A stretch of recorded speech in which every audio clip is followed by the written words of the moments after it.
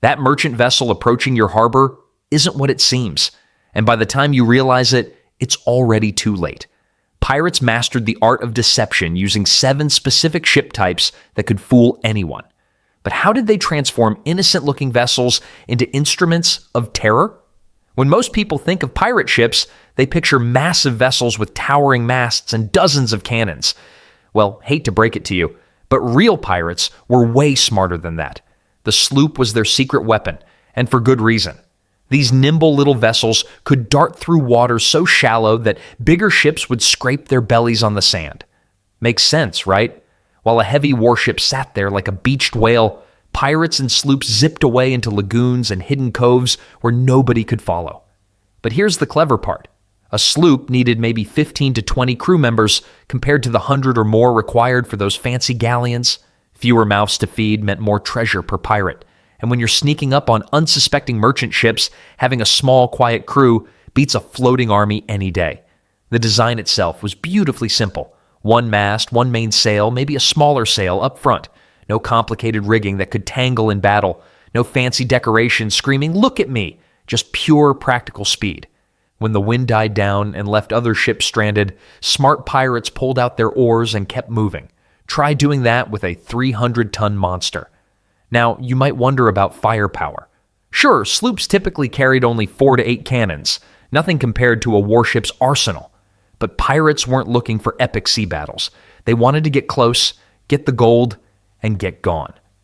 A few well-placed shots to disable a merchant ship's rigging, then swarm aboard with cutlasses flashing. That was the pirate way. The legendary Blackbeard himself started his career commanding a sloop. Before he terrorized the Atlantic in his massive flagship Queen Anne's Revenge, he learned the ropes in one of these swift little vessels.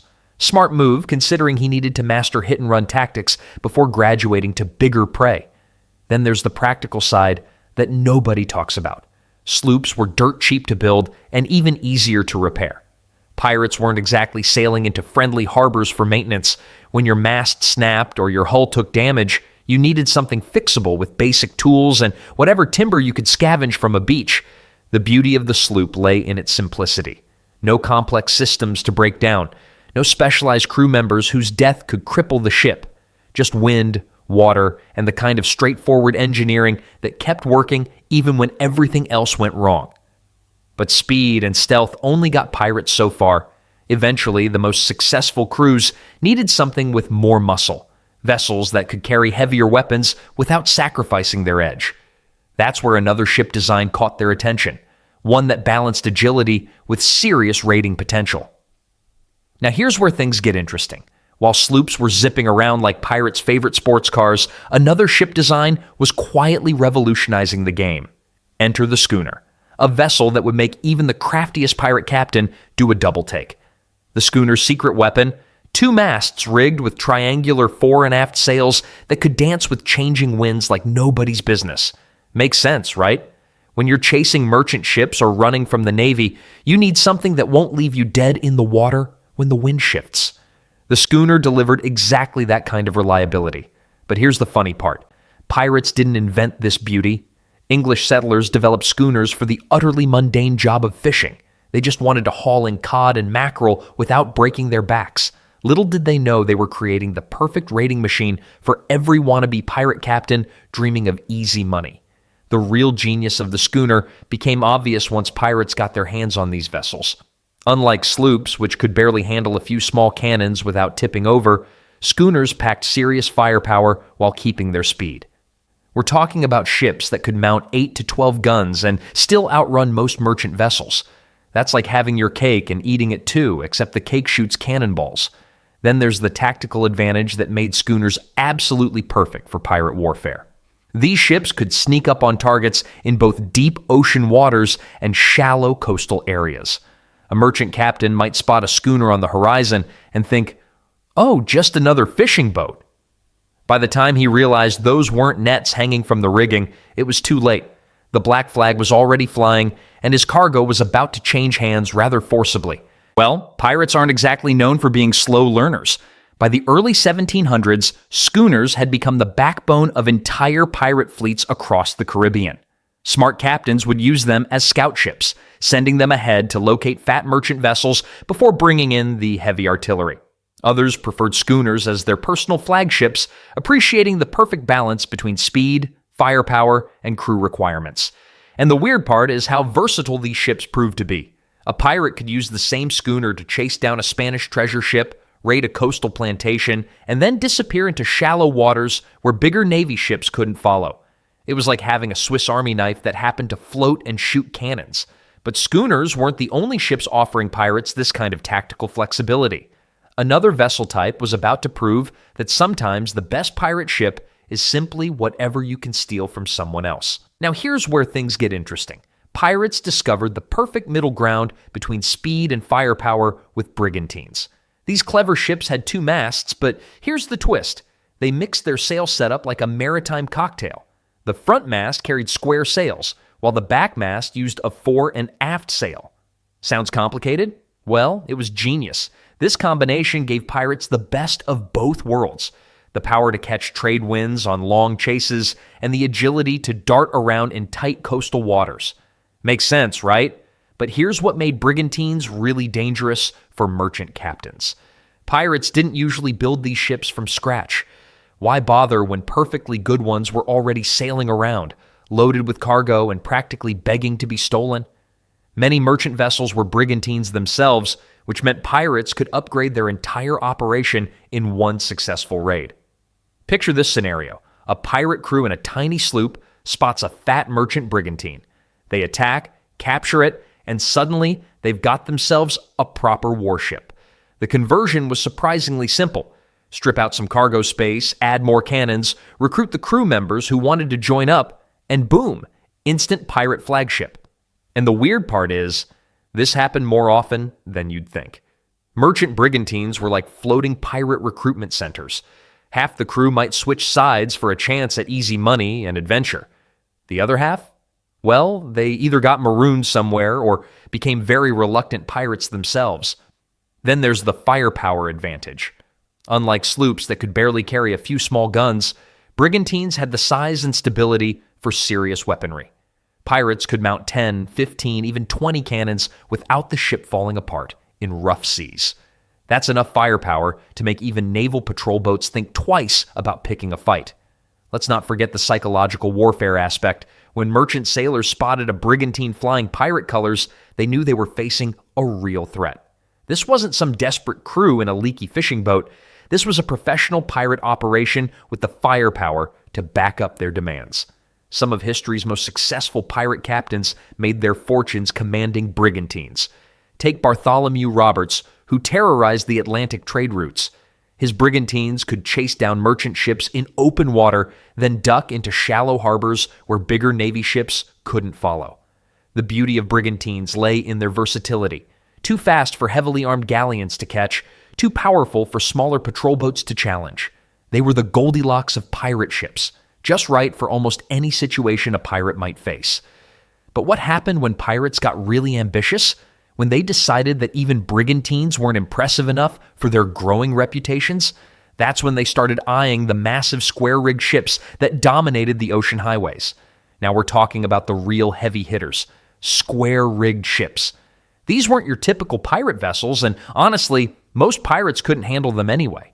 Square-rigged ships had multiple masts loaded with massive square sails that caught wind like giant bed sheets hanging on a clothesline.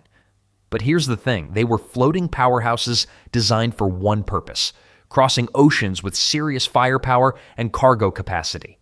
Think of them as the 18-wheelers of the pirate world, except they could blow you out of the water with dozens of cannons. Most pirates looked at these ships the way a teenager looks at a Lamborghini. Impressive, but way out of their league. Operating a square-rigged ship required experienced crews of 50 to 100 men, not the ragtag bunch of 20 or 30 that most pirate captains could scrape together.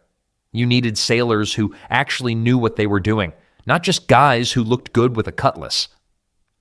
But the successful pirates, well, that's a different story entirely. When a pirate captain finally got his hands on a square-rigged ship, he'd basically won the lottery.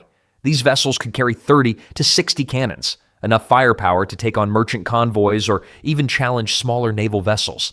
The cargo holds were enormous. perfect for storing months of supplies or, more importantly, massive amounts of stolen treasure. Here's where it gets interesting, though. Square-rigged ships were terrible at quick getaways. Those big square sails made them fast in open ocean with steady winds. But turning these beasts was like trying to parallel park a city bus. Pirates had to completely change their tactics when sailing these monsters. Instead of hit-and-run attacks, they'd use intimidation. Picture this. You're a merchant captain seeing a massive square-rigged ship flying pirate colors bearing down on you. Most surrendered without a fight. Makes sense, right?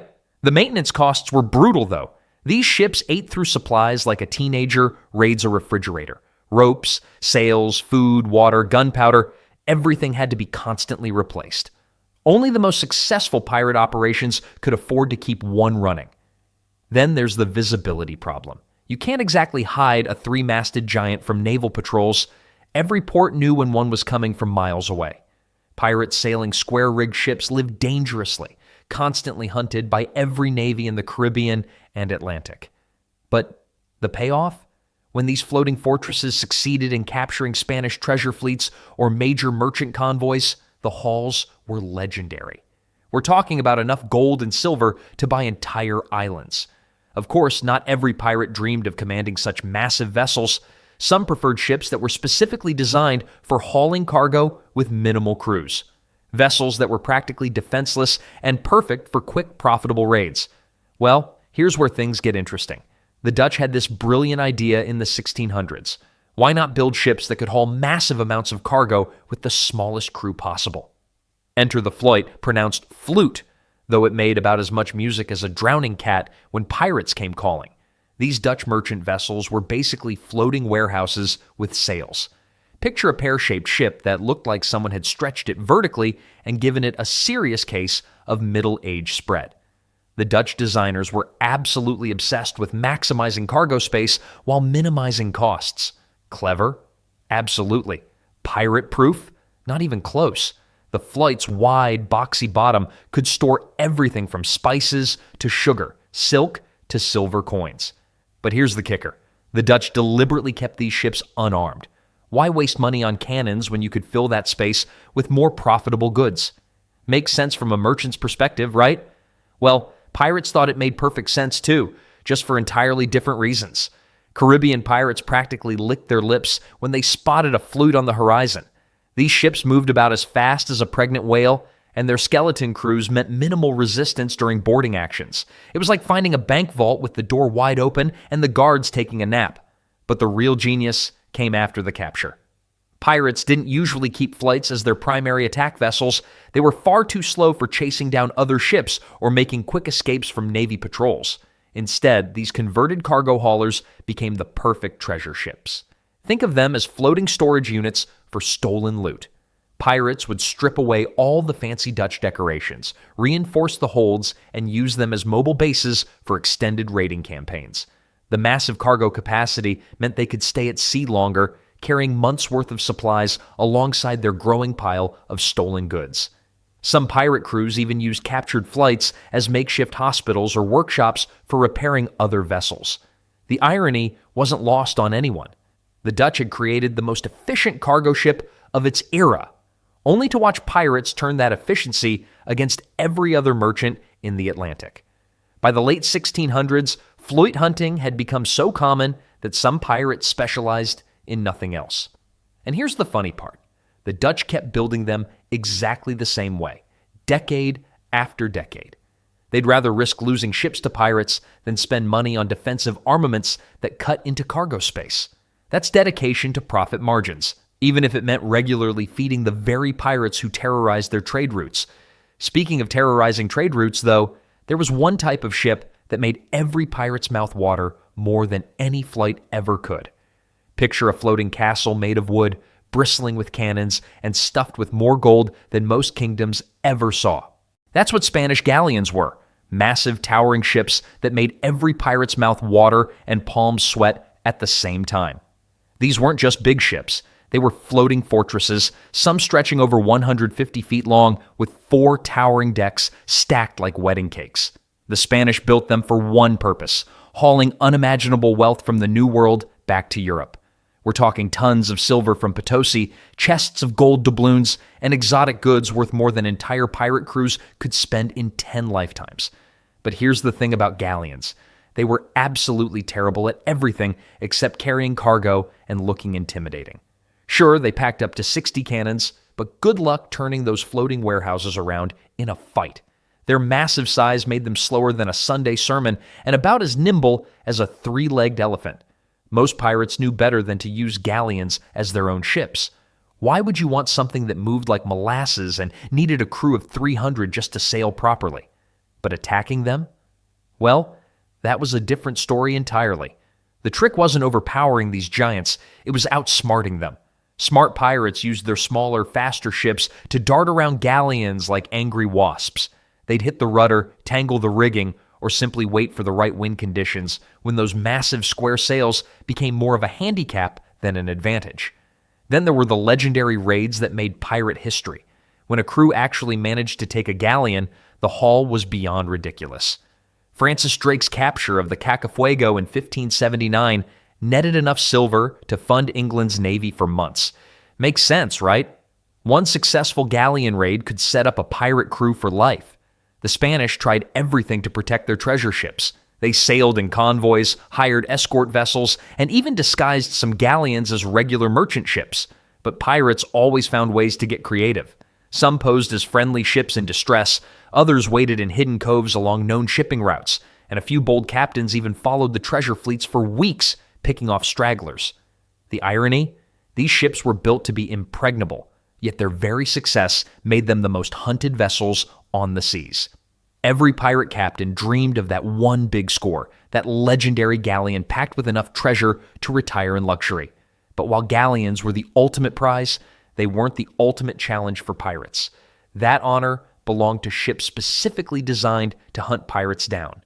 Vessels that could match their speed, outgun their crews, and turn the hunters into the hunted. Now we're talking about the ships that made admirals lose sleep at night. Frigates weren't your typical pirate vessel. These were the Navy's own war machines, turned against them by clever buccaneers who knew an opportunity when they saw one. Here's the thing about frigates. They were built to hunt pirates, not become pirate ships themselves. Well, the best laid plans of naval architects, right? These sleek predators packed serious firepower, sometimes 30 or 40 cannons, and could sail circles around the lumbering galleons we just talked about. When a pirate crew managed to capture one of these beauties, it was like giving a teenager the keys to a Ferrari. But stealing a frigate wasn't like snatching some merchant sloop from a harbor. These ships came with experienced naval crews who knew how to fight. Pirates had to be incredibly bold, or incredibly lucky to pull off such a heist. The few who succeeded became legends overnight. Take someone like Bartholomew Roberts, who didn't just steal one frigate, but used it to capture even more ships. Makes sense, right? Once you've got that kind of firepower, other vessels start looking awfully tempting. Roberts could sail right up to a convoy of merchant ships and demand surrender, and most captains took one look at those gun ports and decided their cargo wasn't worth dying for. The weird part is how these stolen frigates changed the entire pirate game. Suddenly, pirates weren't just coastal raiders sneaking around in shallow waters. They could sail for months without resupply, fight pitched battles with naval squadrons, and even attack fortified ports. Some pirate captains got so bold they'd blockade entire harbors, essentially holding major cities for ransom.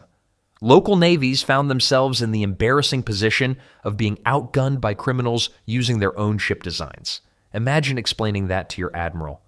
Sir, the pirates have better ships than we do because, well, they're our ships. Then there's the crew problem. A frigate needed maybe 150 men to operate properly. Most pirate ships barely had 30, but pirates solved this creatively.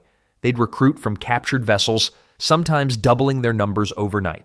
Not everyone joined willingly, but a frigate's gun deck has a way of making recruitment arguments very persuasive. The golden age of pirate frigates didn't last long, though. Navies learned to sink captured vessels rather than let them fall into pirate hands. They also started hunting these rogue frigates with entire squadrons instead of sending single ships. But for a brief, terrifying period in the early 1700s, some pirates commanded floating fortresses that could challenge any navy on Earth.